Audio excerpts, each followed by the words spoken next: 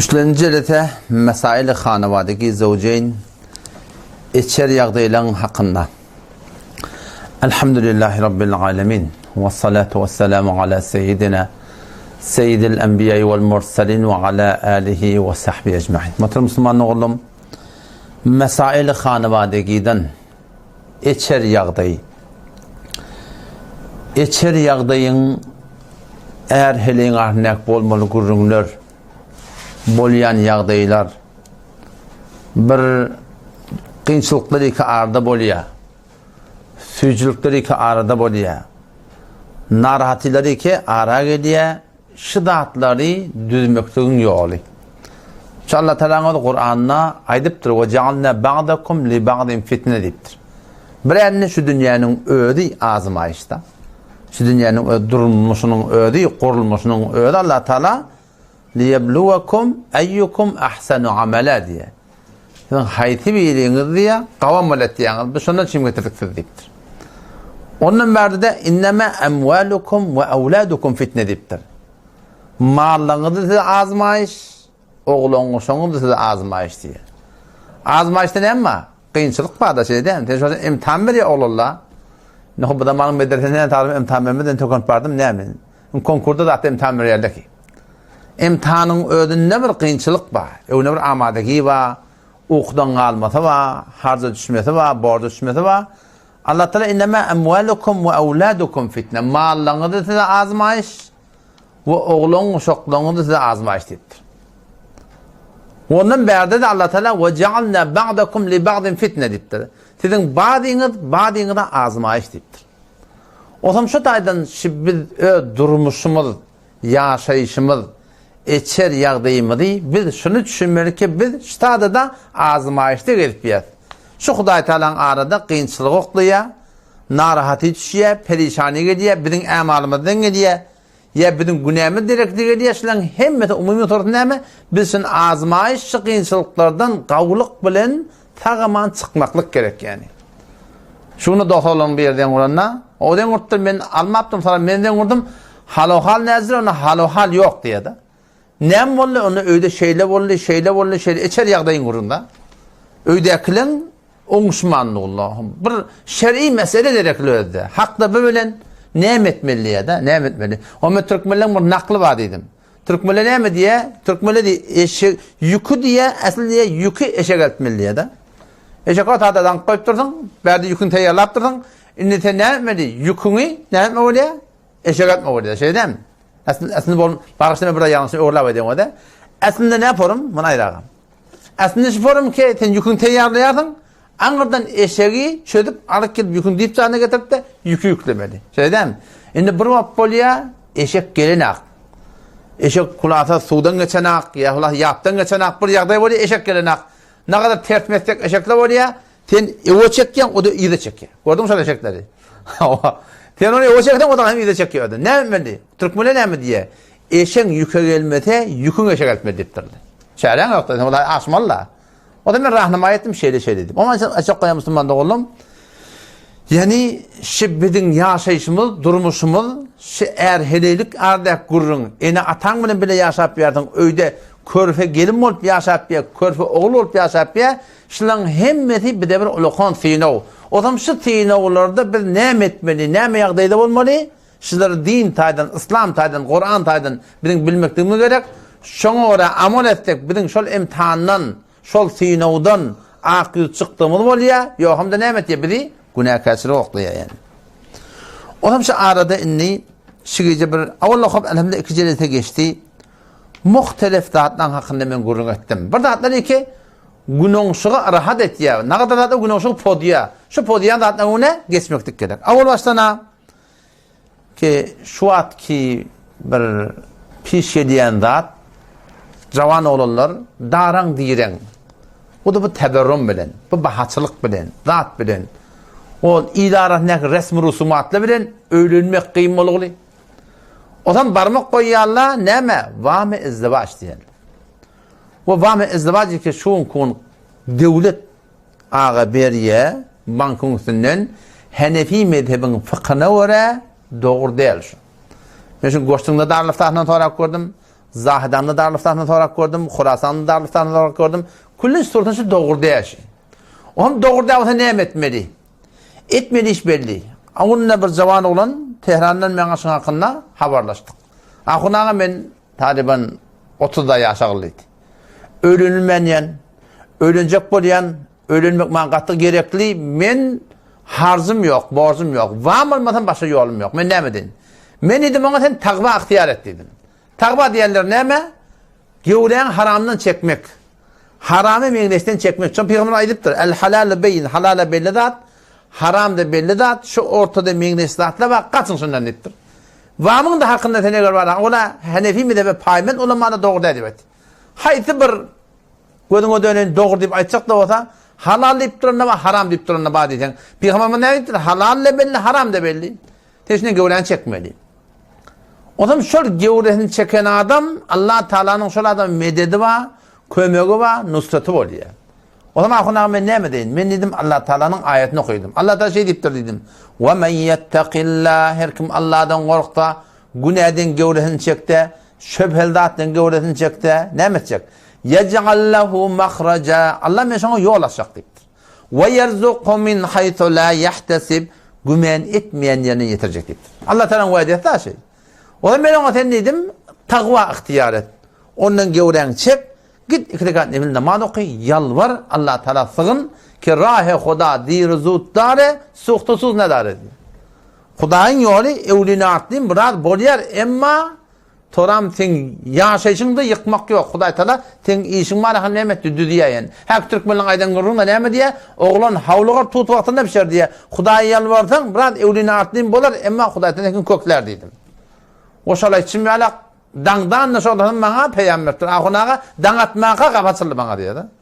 Yani bağın 7 kat atman, 7 kat yeri takla yaptığını Allah Celle Celaluhu şu gece gününde getiriyen Huday, şu Huday'ı ki bir yoktan bağır ediptir, şu vaade veriptir. Ne mi vaade? وَمَنْ يَتَّقِ اللّٰهِ her kim Allah'dan korkta, günahden kaçta, şöpheldattan gevrehin çekti. Ne mi çekiyor Allah? يَجْعَلْ لَهُ مَخْرَجًا Mene Allah sana yol açacak deyiptir ha. وَيَرْزُقُ مِنْ حَيْثُ لَا يَحْتَسِبْ gümen etmeyen yerine verecek deyiptir. O zaman şu dedi Müslüman doğuldum. Halalle belli, haram da belli. Zindigin başını şu haramı mengde hesap bilen başlama. Heşte evvel gerne hatmi markaç ta sonra ya mirabet diye varkaç. Başka kerbicin gıyışık boluptu.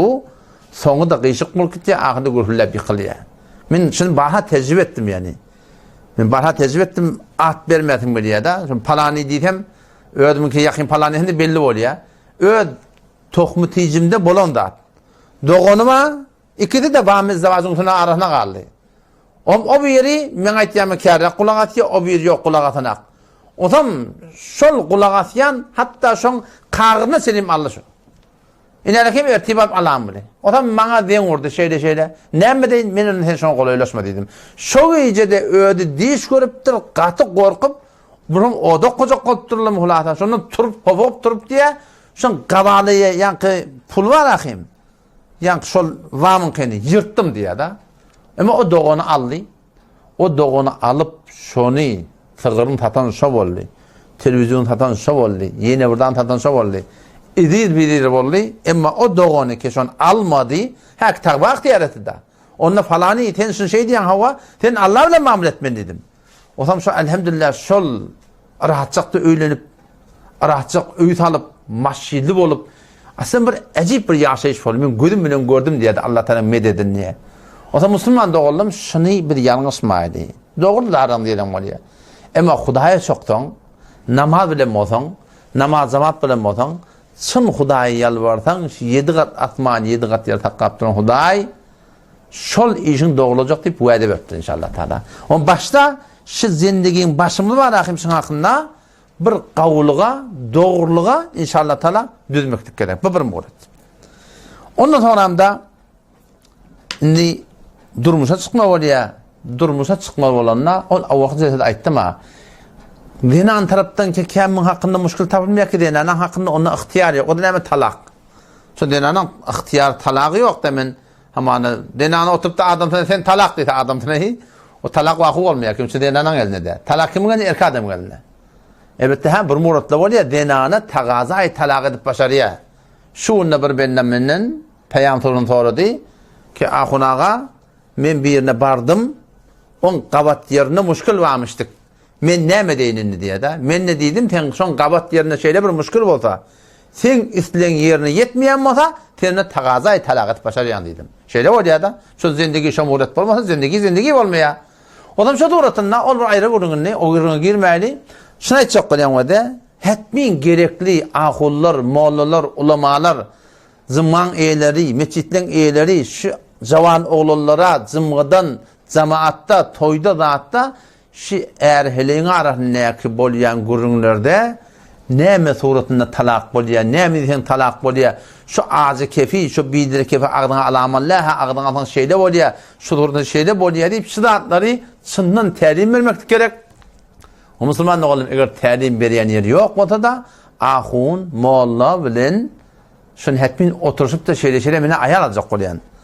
Eğer heleňarda gurunda bolaya, gaharym gelmede bolaya, şu talak waqy bolýar diýen bir gurun var. Şu gurun ne yaparım, näzire? Evet men şuna hakkını 3 şerefde gurun berdim ki, bura gerek bolsa men Fezai Mezazi'den, hatta Telegram'dan iber başaryan. Şu gurunları hetmin biz öwrenmeklik gerek. Bu öwretmeklik gerek yani. Şu zatlar öwrenilmede bolonda hatta, bolonda. Yani ölüntürle, zadettirle, şu gurunun habary ýokmuş, gaharny aýdyp göberipdir. Bilen akdın talak bolanny ne çawap ber yaşap ber soňram din diýen aşna bolup Fezai Mezazi guruny eşdi weh menki näze bolýar diýip soňram şu kullum marahim işin bir kynçylykla bilen dogrulatsa benne yani. Ha kynçylykla bilen dogrulat. Öten ahanda önüne kalsam eğer here bolup durla Teherana gidipdirler. Saat 1'de maňa den urdular. Ahuna şoňa ýol ýokmy? Hiç saatyň üstüne hiç saata. Täze öýlenipdir. Hiç saat ýok. Ha, denantı burada atip da yok etmelle, etmelle. Şu almalılar ki ağdan üst taraf alıptır. İnni Teheran'na giyeceğim bir vaatında perişan. Men ne etmeli nakayım. Hazreti İbn Abbas radıyallahu anh'ın yanına bir yeri geliptir. Men ayalımı mün talak verdim diye. Men ayalımı mün talak verdim. İnni bana burada et diyen.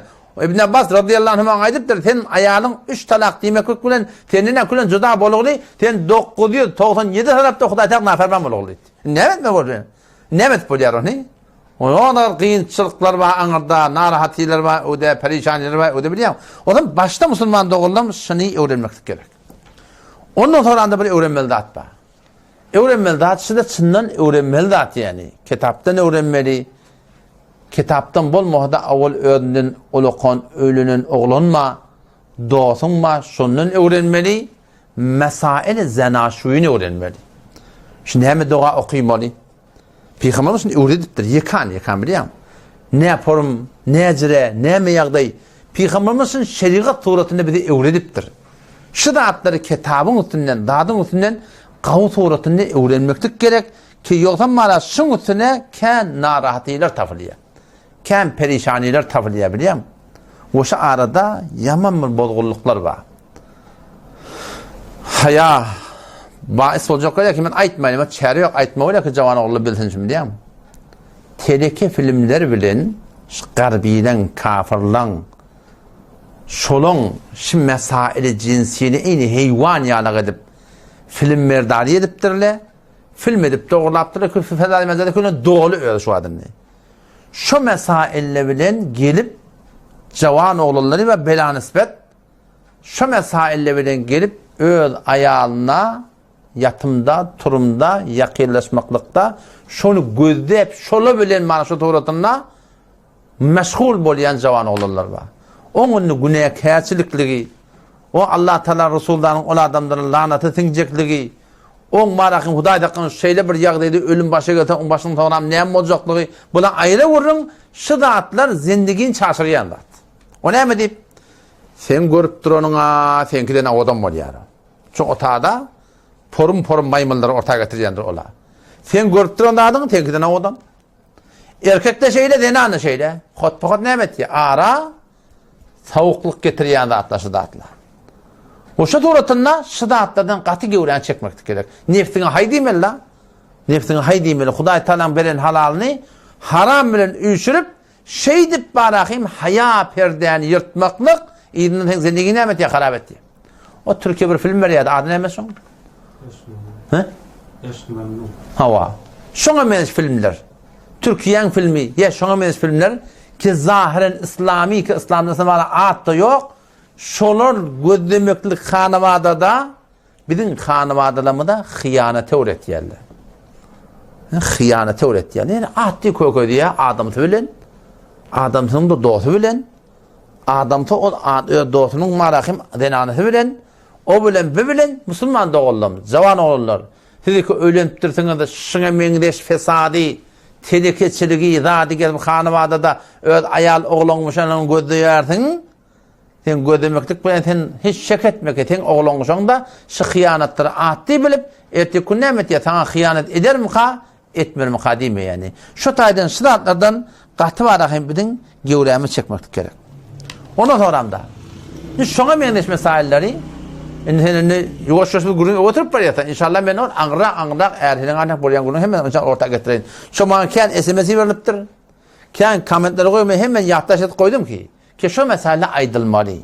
Bu tarapdan da wada durmuş udak kiçik bolsa, bu tarapdan da ene tarap, gyýy tarap hetmin öz gyýyna öwretmeklik gerek. İnkolokon öwretmelerde näme? Gyýdym baran yerin bilen bol. Adamyň aýdan bilen bol. Şoň aýdan bilen bol. Şoň diýen bilen bol. Bir Hudaý taýdan bilen nispet bir motadyň biri bolmasa, günni günaşa dat ýoklugyny ýençip beren biri nagda bolýar şeýlerden günni günaşa ýençip beren biri bolmasa, ýene bir dap bolmasa, bir zulm etip beren bolmasa kelimle umumen beýle däl, şu öz gyýydyňa tabşdyrmaly gyýdym baran yerin bilen bol. Näme diýse adamyň şeriatyda ters zat diýmese bolýar diýip aýtdy. Sen kiçi taňryň diýýär şo. Ulu taňryň diýeni kiçi taňryň jurgata näme bota şoň diýeni etdip gyýdyňa tabşyrmaklyk gerek. Eger şeýle bolmasa men gözüm bilen gördüm da. Gözüm bilen gördüm. Öten haftada şoň hakyna bir jawan olmaly köpleşdim. Zendigi näde şim şaşdy? Hiç zat ýok. Hiç zat ýok. O tarapda dindar, bu tarapda dindar. Fakat şol jawan oglan, şo gyýdy oglan bilen bir awjak gurun tapdy. Onuň allyny götürdüler. Bir agad gyýdym, bar adamyň bilen bol, edahy edeniş ýok. Şoň aýdan bilen bolýdy, şu gurun tamam bolup gitýärdi ta bolýardy. Emma gyýnan takda şoň hakyndan ne kadar eneler we atalar we ýalňyş ýallar bela nisbet öz ärini büýürip heleýle we öz ärini büýürip heleýle we gyýdynda näme etjek bolýar? Şopar etjek bolýar. Şola zendigin haraply. Mene ýakyn dostum ba, ol kade şohyr aýtýar. Meni ölenim diye. Omul ahym boldy ki. Men ölenim diye, ölenemdi diye, aýalyma diye, aýallyk oldum tapşyrypdyr diye hanne. Näme? Mollany gaýym tutýan ha. Gymyllatma. On aýaly bir dindar, o diye aýal näme etdi? Gelip diye, arsam diye şo gurunda aýallyk oldum maňa şeý diýip aýtdy. Teňe gat tutma şekilde, barmanyň uzundan ýa-ni men gat tutdum diýen ha oda. O da gelip maňa aýtýan. O da näme manasy bar şoň? Aýallyk ollar gelip geline bidirip kefe öğretmekligi. Enen gelip gyýdyna şuňa meňdeş bolumsuzlyk kefe öğretmek. Sen näme maksadyň? Näme üçin teşin durmuşa çykardyň? Sen milletiň oglanyny eliňe getirip şoňa diýin etmesim, durmuşa çykarmasaň ha bula dogry däl. Sen şu ýaşamaly şol şeýle ýaşaýyş etmeli. Agdy bile taňry bir, agdalany gaňryp ir diýipdir şeýdem. Sen agdy birlik getirjek bolsak, biz täze öz gyýylmamyza şu suratynda şunu öwretmeklik gerek. Kenäme gyýdym baran yerin bilen bol. Ha, ýankaýdanım bir zulmi bolýan bolsa, bir şeýle bir ýok tatır bolýan bolsa, on gurun aýra gurun. Emma şu berde aňjak gurunda hatta sen şunu öwretmeliler sen gyýdyňa. Sen erk adamdyr. Erk adam gaharlanaýandyr. Gaharlanan wagtda gyýdym kepleme. Açık gurun näme? Şunu ýalyk eger edilmese, şunu iyi bildirip goýşum. Umumy bir erk adamny özüni tanýýar şeýden. Öňde bir heli är bilen zor urşup beren ha. Diýem, zor urşup beren, oňşmaýan. Otam bir barıpdyr bir ahunaga ýanyna. Ahunaga şeýşe men adamym maňa sewup daýyp goýanak, maňa doga bersen diýipdir. O da baly sana doga berjek, ýöne şu dogasy bir mundar taklamak kyn. Ýok sen näme doga bersen ber, men taklaýan diýipdir. Polýa, onda bir bölek takta burada ýaryp beripdir, burada adamyň mundan melek baryp da taň gyýykçyga sewjek gorna, şujaga taktan agryň talakynam Doğdanda yimarsan, tahtana kökölmersin, şunu dişlep oturursun deyipdir. bolýar diýip duramady. O maňda adam diýip durýan kunna. O näje bu näje beýle şey ýene jeň demeň bolajak gotdur. Ta agajy ýoşarsyn, adam halpdyr, eşen diýişläkynam şeýdi oturanam. Adamdy bir gyýypdyr, iki gyýypdyr, üç gyýypdyr. Ümtümlik hissat ýok diýe, ýoş-ýoş koşypdyr diýe. O ham adamdy giň diýen näme bol kamyňa öňkü ýalakdy. Ýamaşanyň ýene örak küçük bolganda, ýamaşan ýene hakajak bolna ýene ýanky kişi tagtan agdan halyan ha. Ondan ýym oturan, gyýyk çygyp ýamaşan 5 tagdan ýene iki adamda umma şeýle da, ýene öňküdi. O näme bolam ahyr oňa diýipdir, taňa näme bolýar diýipdir. Men gaharlanan hen kepläňe Kur'andan sonra günüňşük 50 näme bir hen bolupdyr da bir dawa bolmapdyr. Onu şeýle mene ahunaga bardım, şol bir doga berdi. Onu şu dogaňa gaýym ýabyş diýipdir diýär-de. Şol ýaly doga berýän bolsa ulakon dat diýipdir diýär. Yani bagan şeýle da. Yani şu bir erkek adam daşarda birini vurşupdyr, sevişipdir, narahat etdirler, burada etdirler, hakymyny bermepdirler, serkarger bilen vurşupdyr. Ýene burada bolupdyr, daşarda bir de narahat eken-na. Aňyrdan gelenne şol narahat bolup gelýärdim, burada diýeni erk denanala, gyýdlamyda, gellemide şunu öwretsek ki adamyň da aňyrdan gaharlanyp gelenne ten şoğa kepleme, gaharyna beşdagdan ýatar, ýene öňkütür diýip öwredilse, näme bolýar? Şu togram 50 näme gulalalyk bolýar. Ýok, sen ol balan jyk gidene seni bir geçek bolsaň, otam şoň ýerde näme bolýar bilýärmi? Şoň ýeri beter bir bozgullyk bolýar, beter bir ulakon narahaty bolýar. Şu datlary yani valahim öğretmekte gerek. Mesela talaqi erkadımla öğrenmeli. Mesela zinaşini, şuturunu öğrenmekte gerek. Ve şu meseleki arada şu form narahatı dövletiye, şu dağıtlarını öğrenmekte gerek yani. Ayarlı olmadan yeni bir öğrenmeli dadı başladı. Erkadımın anırdan gelenine kefe bir aytman vakti var da, kefe bir diýmen jaýy var. Adamın anırdan gediye tufrağın başına girip girmek ding başlasan, o beýle bolly, bir şeyle bolly falan bolly. O anırdan ýadak gedi öde. O wagtda kep çekmeýär hem şeyden. Goy geldin, hammamyna bir immanym suw guýusun, gel çaýy içsin, garny doýursun, ha bir elene oklamar wagtda barsın. Şeyden bir 50 näme bir hoşlukda da atdı şeyle boldy. Şu forum boldy, şijre boldy diýip şu wagtyna aýtmadan näme diýe. Şu datlar bozgulukdur diýe aýarlyk olam. Hetmin gerekli şey aýtjak gürüňe wagt karamaklyk gerek bilýän. Aýtjak gürüňe wagt karamadan togram näme bolýar? Togram iri narahatyga berýär, perişanyňa barýar. O misal ýene bir gürüň bolýar. Öýde ýaşap beren gelin bolýar da. Öýde ýaşap beren gelin ştada ola erkadam açyk gitdir öýünden. İşe çıkıp gidipdir. Ertegi akşam bolýar. Ertegi akşam bolýar. Öýde hem narahaty bolýar. Gaýna bir zat diýär. Gaýnata bir zat diýär. Baldy bir zat diýär. Hulasyň men güründe bolýar. Şaýda aňydan erkadam gelinne o soran bir arda halet diýär ýanky. Ýanky gelin arda halet diýär. Häkin arda halet etmeli wagty. Bir tüjü wagty. Bir çaýda elden garny doýan wagty arda halet diýär. Şonna erkadamda ne belli yek tarafa kızavət etmeli. Gelinike kulağın diýenden beýdi diýdiňde şey diýdi olar arda han taňat diýär. Kim aýsyn o? Şunu alakyny götermeliler şunu. Ya o tarafa geçende näniň diýdiň ýene biri aýalyň hakynda bir zat diýenne alakyny götermeliler. Belki ikisininkini eşitmeli, kızavət etmekdik gerek şu arada. Bir gapdalyň eşitip de bir gapdalyň ýykylsaň Soram näme diýip bilýärmi? Soram bozgullyk diýär. Adam şulatları şeýle bir ýumşaklyk bilen, gawlyk bilen inşallah taala ara tapda barahim hel etmekdik gerek. Ýogsa eger şu dürgün ara gelmese, ýerde näme bolýar? Bozgullyk bolýar, gelim bir ala basgy. Adam ştada kawatla bolýar da, wagyn oňşup bolmaýar. Hasy ýaşyrak denanly illa maşallah. Gadim bir 50 ýaşan, 55 ýaşan denanly da 60 ýaşan. Ol awwal gelim bolup gitdiler, başa bolmup gitdiler bilýän öýleri gadim zamanda. Ýeni bu zamanyň oglaňyň şoň ýalyk etjek bolup, gelini agram berip birda edip, hem şada şu erkadam oňuşturjak bolýar bolanak. Tüjürük etýär bolanak. Ýene birda etýär bolanak, ahyrda näme bilýän? Duriýe dosty da. Iki urma wada, enatan gewünü görmeli, aýalyň gewünü görmeli. Enatan gewünü görjek bolup, hakymyz ýok aýalyň gewünü degmäne. Çon o ten ayal ten näniň men ýaşamana gelene o sen men ýaşamana geledi. Ve enatan o da ola wene kefmi. Enatan gewünü görjek bolup hakymyz ýok aýalyň gewünü degmäne nahak. Ve aýalyň gewünü görjek bolup nahak hakymyz ýok enatan gewünü degmäne. Her gaýnyň ötüle hormaty jaýyna. Ne kadar oğully bolýar, körpe bolýar, diýem. körpe bolýa, öýde saklamaly bolýa. Ha, enatan saklama bolýa, bir ýagdaýlar bolýa, başardygyna görä gelin hem arkalaşmakla gerek. Oň gurun ýok. Şu wazife dinimiz ki biz adamyň kömekçi bolmaly. Adamyň kömekçi bolmaly. Emma bir wagt bolýar musulman dogan, bolanak. Çeken aktanny. 1 ýyl bolupdyr, 2 ýyl bolupdyr, 3 ýyl çeken aktan näme ştada? Ştada şuny yani wala howada enatan hyzmat etmek men wazifam. Asli men wazifam. Aýalla başardygyna görä maňa arkalaşmakla wazifedi. Arkalaşyp durunny.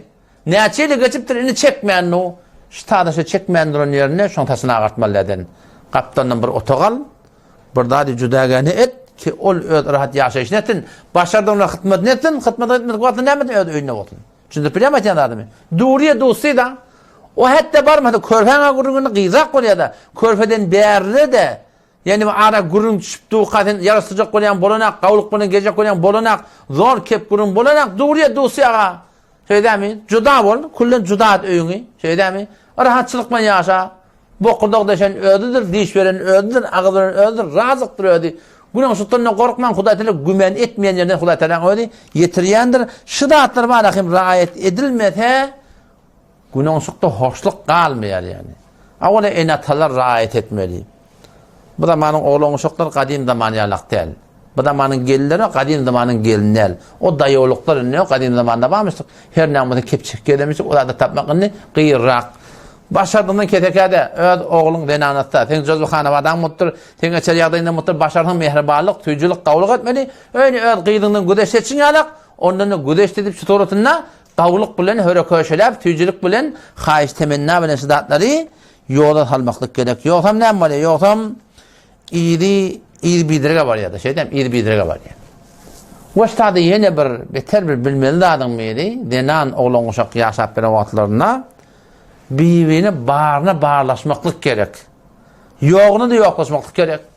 Yerde, içerde, geyirde, zatta adamın ne kadar gününsük çıkarıyor, ne miqdar işliyor, şey değil mi? Şon bağırlaşmaklık uluqan bir kömek yaşayışa. Köpten şu an hanıvadarlarda akım olanlardan kep kurun arasında tanıyanlar da bir şeydi. Şu arada şu bağırlaşmanı ortam var adamın berge alıptırlar. Toram o da işleyecek deyip var. O Tehran'a gidiptir, Türkiye'ye gidiptir, berge ottur da. Yok gerekli yerden. O zaman gidip ne çay ve böyle juda yaşak gidip yerler. Bu tadı buna rahat, o tadı ona rahat. O bundan juda, bu ondan juda. Şu tuğratında uluqan bir narahatçılığa sebep olup çebesa bağışlan ha. Yani bela nispet çebesa şu forum bir bidirek ýagdaýlara düşýär hanywadylar, bilýärmi? Yok da 4-5 ay yok.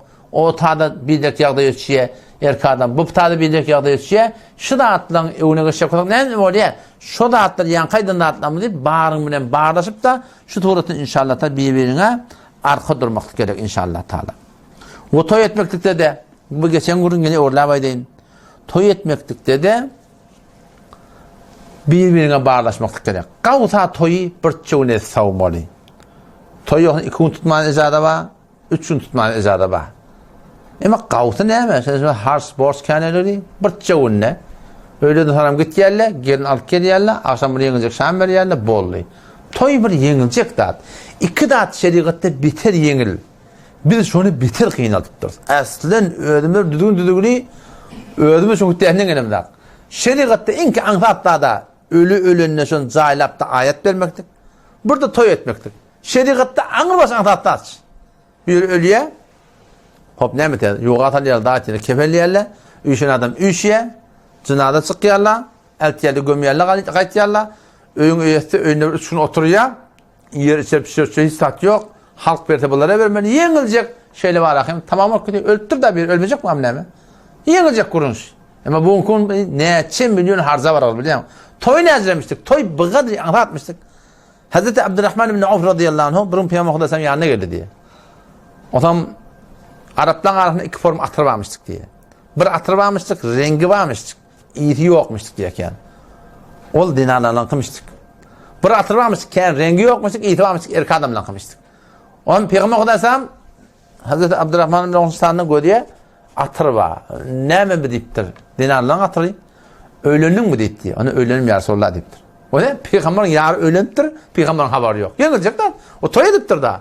Evet bugün toy edecek adam o öyle biliyorum ne çaylap bana tedarik görüp kart nevisi yeni burada kart nevisinde bir gücüş. Onun palan çağırs. Kartın ödü palan çağırs. On paylamaktan o cüdegene hars. Gelmedik adamı öködüp yeni burada baba ben bir toy edecek da. Toydan maksat ne mi? Sen öd effete pak damanini ödün arasında saklayacak oluyanda maksat değil mi? Şunu musulmanda on yengil tutmalı. Yengilcek değiller. Şulardan bir de tuttursa bir de şunu ödüne erip başarıyor. Kart nevisi bolmamıyla ne mi olur ka? SMS'e baka bir SMS'i veraka şöyle. Yengilcek asen milletin toy edenin bilmesinden ne mi olur ka? Bu zamanın adamlar yürüyordu yağlıca onu biliyor musun? Bu toy ettiyen menip barakayım, ortam barakayım. Oo ne kadar ulukon, görüş, yeni burada angırtı verti yok. Şidatlar bir gerek dağıttı ya birden günün şumun katı kıyınatyan dağıttı yani. O duğdatçıma deyip, kadriymiş deyip, yeni burada deyip, ol arada günah ayıra, şın ne kadar narahatiyeti oluyor, ne kadar harzı oluyor, ne kadar borcu oluyor Müslüman da oğlum. Oğlum şu taraftan gelin taraf, oğul taraf, ne mi beni şidatları yengil edip de barakayım, birbirine kömekçi olmak gerek. Akıntılık diyemeyim şey. Bir hut harslar direkli. Hem kıyı taraf berigili, hem oğul taraf berigili. Arada da ikiden çatlanma, bula da berigili. Erteki gün bunu yerini dolduracak olan, o lokal bir tomoşa, katı bir kıyınçılık şey. Otur Müslüman da oğlum, zaman oğlu, dikkat edin. Ödün bunu ehdet, her form kaharın eltin. Her nerede narahat da olsan, şol bolumsuz kefe aklınızı alma. Şu talak diyen zadi, bir hiç olman dilinde alma. Şu bir tehlike de hatta. Bu kağıt yanlışlık oluyor, sen batandan sonra doğrulap bolana. Şuna barmağın, sen kaharın geliyor, parça belli, kunluğu belli, hat için yata dekmeci dev. Şey değil mi? Ben aşırı daim yer bolumsa peşi dev.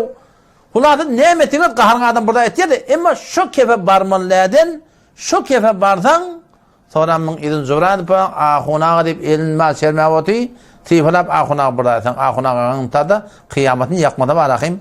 Elinden gelen iş yok yani şun hakkında. Otum şu taydama Müslüman doğuldum. Şu dağıtları inşallah Teala ibadetini rahat ettik. Beter kavuluk bulur. O bir düzgün ma. Şu gurun aydeyin hem gurun tokadeyin. Her kim şu düzgüne gelte dünyada ahirede abad. Allah şun vaade verdi. Her kim şu düzgünle bolmasa şu dünyada kıyınçılık o dünyada kıyınçılık. O da ne mi? Eğer hele olup yaşamallah yaşamaklıkta bir düzgüne bir başengeydi. O da ne mi? Din. Din ne mi deyiptir? Taçın kesmeli mi kesmeli mi? Taçın renk vurmalı mı vurmalı mi? Qaşın almalı mı almalı mi? Takkal gövermeli mi? Şuna mendeş. Hayti bir zatta, hayti bir zat. Din ne mi diye? Dinin aydan ne ola olmaklık. Ne kadar hanımadılı vallahi yerine şol adamla kafir geçeceğine esen gurrun yok. Şunu bir yerden vurdu. Şol adamla kafir geçeceğine gurrun yok. Ahunağa ben ne mi dinle? Şunu bir yerden vurdu. Nenem güne 4 taraf davalaşıya takkal muhtemelen diye. Güne dava diye. Öyle baba nene ayağımın gurrun yok diye ha. Nenem davalaş bir. Sakkala at takıp, sakkala burada at deyip, niyet kesip yanşını, şu tüyüten ne edecek, yine burada edecek. Yok dağıttır, aydıp, Allah yerine, şu adamla Müslüman nel. Şey mi? O adamla ki sakkala at tak yalla, sakkala barmak çomot yalla, şunu teleke var yalla, o adamla Müslüman ne dot. Bu tarz dünyada adam Müslüman ki, yemek kafir geçer mi, geçmem mi kadime? Huda Teala Kur'an ne mi diye? Vel munafiquna vel munafiqat, ba'duhum min ba'd. Vel munafiqat erkek münafıklar, zinana münafıklar, münafık diyorlar ne mi? İçi kafir, dışından ben Müslüman demek dedi. İçinden inanan içinden doğru iman yok. Yöne berden ben Müslüman diye. Ne mi diye. Vel munafiqat erkek münafıklar, zinana münafıklar, ba'duhum min ba'd, bazıları mendeş. Ne mi diyorlar? Ya'muruna bil munkar, teleke buyuruyorlar diye. Doğru şeriatı ters buyuruyor. Ne olup doğruca takkalına erdipti o. Ne olup ne mi diye? Hicaba attık ya. Ne olup mehrem namehrem attık ya. Vel munafiqat ba'duhum min ba'd. İhtiyaçları ne mi? Ya'muruna bil munkar, şeriatı ters buyuruyorlar diye. Ondan sonra ve yenhevne anil ma'ruf. Kavdan da kaytarıyorlar diye. Öyle kavdan ha? Bir kavatçak bozar şöblen taraf diye. Ondan sonra näme? Ve yakbiduna aydiyahum. Her bir hayırdan kullan taqlanıqlı. Halqa ora, ile ora bolmalı diýär. Allah Taala näme diýär? Nesullah, ola Allah'ın ýatdan çykarıqlı, Allah da bular kullan ýatdan çykarıqlı. Ve ebedi şol adamdan zaý cehennem diýipdir. Gurundan çıkmayın, Müslüman doğrulamada. Eğer doğru yaşayacak olsak, her şeylerde gurun monuya etmeliler, giymeliler, barmalı. Hem zaten kanun düzgünü belli İslam ne deyiptir? Kur'an ne deyiptir? Ama Allah Teala vaade veriptir. Sen adam gör, günahın düzelişini ortadan. Ve men ya'mel salihan, Allah'ın vaadesi. Ta kıyamet sedim şeyde şu ütgemeye, Allah Teala'dan sözü ütgemeye, kim ütgemeli? Büt ütgemeli yani. وَمَنْ يَعْمَلْ صَالِحًا مِنْ ذَكَرٍ اَوْ اُنْثَى وَهُوَ مُؤْمِنٍ. Her bir erkek denani ki eğer beni Allah bilen peygamberime uğraya olsa ne mesek ya Allah? Cennete salacak mı? Cennetine önce şu dünyanın cennetine salacak deyiptir. Cennetine önce şu dünyada gönderecek deyiptir. Ne mesek ya Allah? فَلَنُحْيَنَّهُ حَيَاتًا طَيِّبًا. Hetmin. Şu dünyada aratta yaşayış verecek deyiptir Müslümanlar. Kime? Huda bilen peygambere yaşayan adama. O behterin nuska eğer hele bolup yaşamaklıktaki hemişe hoşluk bolsun, arada narahatı da bolsa, kıyınçılıkta bolsa, bozgurlukta bolsa, yengecek tavulsun näme? İslam'ın, Kur'an'ın düzgünü, Kur'an şey deyip durun, bes. Men musulmanım, men teslim, men Huday näme diye şu an kabul edip dursan, arada dava dörer mi? Dava hem dörer, rahat çıkma hel oluyor değil mi? Ama o bir taraf näme? Ve men a'rada an zikri. Her kim Allah meni Allah'ın şeriatından yüze orta diye. Haydi burada adına, qaş almasına, taqqal koymasınlığına, hecabına, mehreminne, namehreminne, halalimetine, teleki gödemesizliğine, telekrat kulak atmaklığına. Haydi burada adında. Allah Teala ne diye? وَمَنْ اَعْرَدَ عَنْ ذِكْرِ. Her kim beni Allah'ın şeriatını tertirahatını iptir. Ne emedecek ki Allah? فَاِنَّ لَهُ مَعِيشَةً ضَنْكَ. Bir şey şun zindigi daran diren bular diptir. Perişani de öğretecek. Kim de öğretecek? Huday da öğretecek. Ne emedecek? Bizim bol perişanı öyle. وَنَحْشُرُهُ يَوْمَ الْقِيَامَةِ يَعْمَ. Erti kıyamet gününe kofanına kör kopya diye biliyorum. Kör kopya diye. Ya Allah lime haşerteni yağma.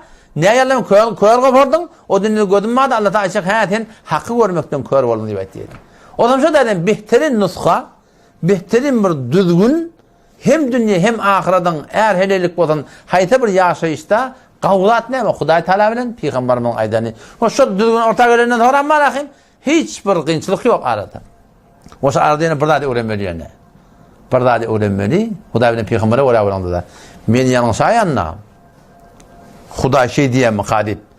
Ye neftime oraya gidip men erkek adam olup ayalıma bağışla diye öğrenmeli. Şunu men başarmadan men korkak bolayım. Korkak adam şu. Bir adam ki istibatın boyun alıp bağışla demeklik başarmadan şol korkak adam şu. Bağışla demeklik hetmin gerekli bir birine. Hele yalnızsa erkeğe mazeret kayetin men bağışla deysin. Eğer heleyin vuruşu ne de Türkmen? Yağdın onun yağışı deyiptir. Yağdın onun yağışı da ne? Yağış yağıya yağdın onu. Buratta var akım bulut geliyor, buratta yıldırım sakya, buratta yeri geliyor, buratta eline yağını yaptı. Eğer heleyin vuruşu form haçan, eğer yankı tuğratında bolsa, yanlışıptır da buratta bir. Yanlışan yerine ne böyle? Boyun almalı. Hen falancan men bağışla deyip aytmaklık. Allah temizce tevfik versin inşallah Teala. Başardığımı oraya men heftede bir gün şuna hakkında inşallah gurrun verer. Ve baştaki açıklama meselelerdeyken inşallah o da öz ayına bulurdur inşallah. Vesselamu aleyküm ve rahmetullahi ve berekatuhu.